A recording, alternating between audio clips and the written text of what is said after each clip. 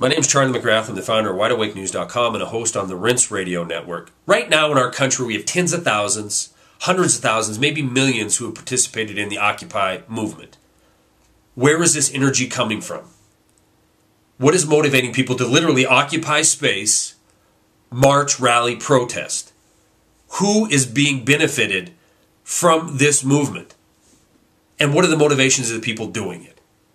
Now, if we buy into the mainstream media's coverage, then it's a bunch of students, it's a bunch of hippies who have nothing better to do than sit around and complain about the government and complain about the too big to fail banks.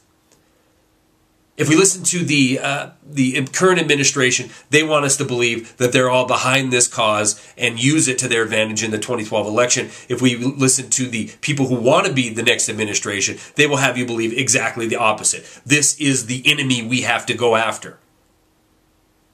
This movement, regardless of its origins, regardless of what money is behind it at the beginning, regardless if you think it's a left, right, or center movement, it is happening. It is real. The energy is real. The frustration is real. And you cannot fund frustration coast to coast. So let's look and see who would have a reason to be taken to the streets. The mainstream media wants to say students, fine. They have every reason to be in the streets. $37,000 debt load on their back when they graduate. 85% of them get to move back in with mom and dad because they live in a too big to failed economy. That all the wealth has been transferred to a very select few, meaning that there's nothing for them. There's no job sitting there waiting for them, unless they want to be one of the 46% who work in the service sector in this country, making a non-livable wage, so they can't support their family and have to turn into supported by the government folks, like the 46 million we have on food stamps. So the students have every right to be frustrated and in the streets. Well, how about the middle class? How about the once great middle class that was the envy of the world?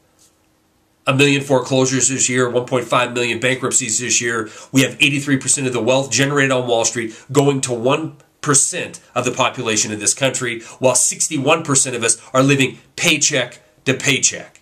And how about the underclass, the below middle class, the ever expanding below middle class, who has 21% of the children below the poverty line? Well, let's look at the upper class, the higher class, the white collar, upper middle class. They might have been able to float through the last few years because of the never-ending bailouts, because the banks they happen to work for own the Federal Reserve and get 0% interest money that the people of this country can pay for down the road. So they might have had a job thinking things are pretty good for the last 3 years, but they better read the headlines because hundreds of thousands of those jobs are about to go by the wayside as the same too big to fail organizations teeter on the brink as the world teeters on the brink once again.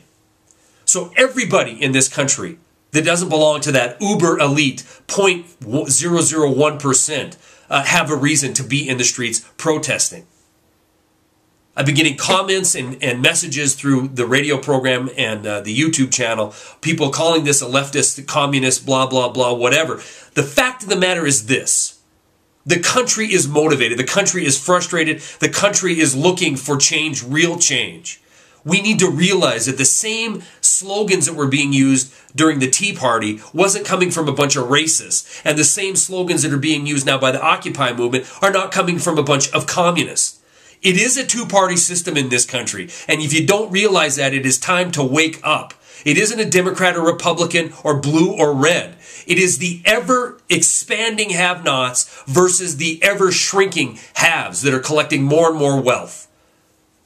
They are trying to paint this as a red-blue team event. The reason is simple, because divided we cannot win, but united we cannot lose.